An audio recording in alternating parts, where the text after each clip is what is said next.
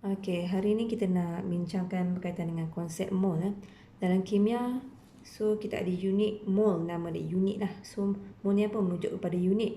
Unit untuk kita menentukan kuantiti bahan. Sebenarnya dia sama macam matematik saja. Contohlah, awak biasa dengar 1 dozen bersamaan dengan 12 barang. Kalau 1 mol bersamaan dengan berapa? Sebenarnya dia bersamaan dengan 6.02 kali 10 kuasa 23 bahan. Okey, ataupun barang lah. Okey, so kalau kita tuliskan, dia akan menjadi nombor yang sangat besar. Itu membawa maksud 6.02 kali 10 kuasa 23.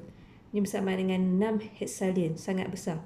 Jadi untuk memudahkan, so kita hanya menggunakan perwakilan 6.02 kali 10 kuasa 23 bahan.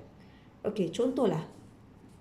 Kalau saya kata saya ada 1 dozen donat, 1 dozen donat bersamaan saya ada 12 donat.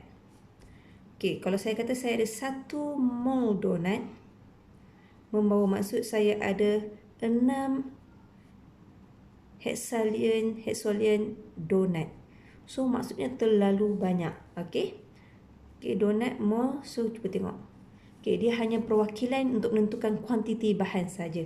Jadi dalam kimia kita akan menggunakannya untuk kuantiti zarah. Okey, lebih kita fokuskan kepada zarah.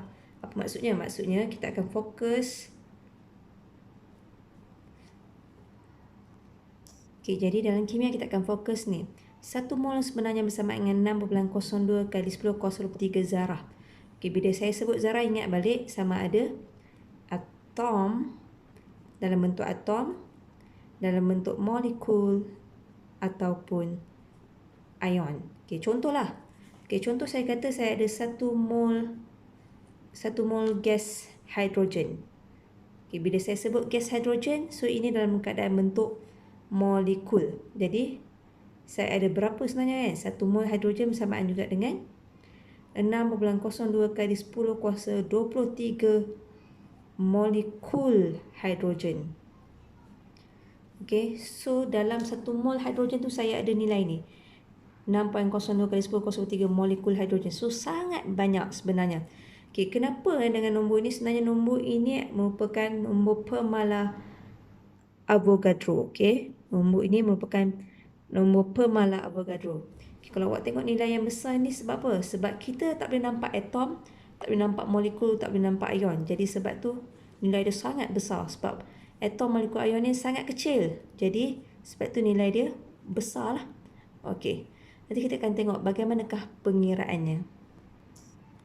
Okey, sekarang kita perhatikan contoh soalan. Okey, berapakah bilangan atom yang terdapat dalam 0.2 mol? So, soalan bertanyakan tentang bilangan atom.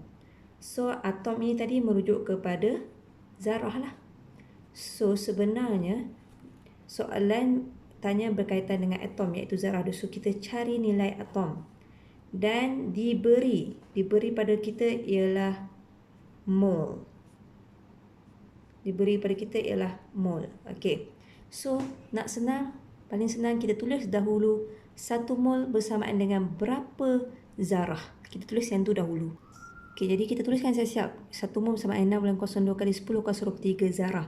Okey, jadi dalam soalan diberi pada kita ialah 0.2 mol. Boleh tak kita cari nilai atom dia? So, zarah ni merujuk kepada atom lah. Okey, jadi boleh. So, macam mana kita nak buat? Okey, sama saja.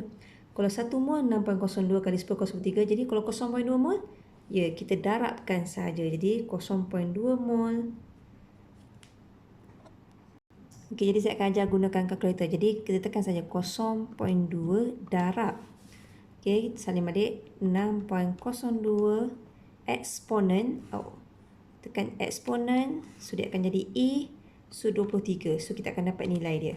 So jawapan dia 1.204 kali 10 kuasa 3 atom. So itulah jawapan dia. Okey, so harap awak faham. Okey, kita perhatikan contoh 4. Soalan contoh 4, 1 sampel zinc klorida.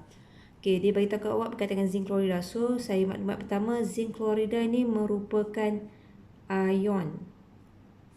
Bila ion, kita tengok penggunaan dia beritahu pada kita ialah unit. So zinc klorida merupakan ion, so dia menggunakan istilah unit. Jadi jangan pening kepala. So unit ni merujuk kepada ion lah sebenarnya. Okey. Hitungkan bilangan mol. So nak cari bilangan mol. Cari bilangan mol. Okey, apa maklumat yang diberi? Okey, maklumat yang diberi ialah dia ada 3.01 kali 10 kuasa 4 unit. Okey, jadi untuk soalan yang awak fahamkan, dia lah bagi nilai zarah pada awak. Okey, so unit ni fokus pada ion ya. Tapi kalau atom sama juga, dia merujuk pada zarah. Unit ataupun ion, jadi dia merujuk pada zarah. Okey, so diberi ini maklumat yang kita adalah 1 mol sama dengan 6.02 kali 10 / 3. Tapi dalam soalan diberi kat awak 3.01 kali 10 kuasa 4 unit, mol tak tahu. So macam mana kita nak cari mol? Okey, kita bahagikan saja. Okey, cara masuk kalkulator. Okey, awak masukkan dalam kalkulator 3.01,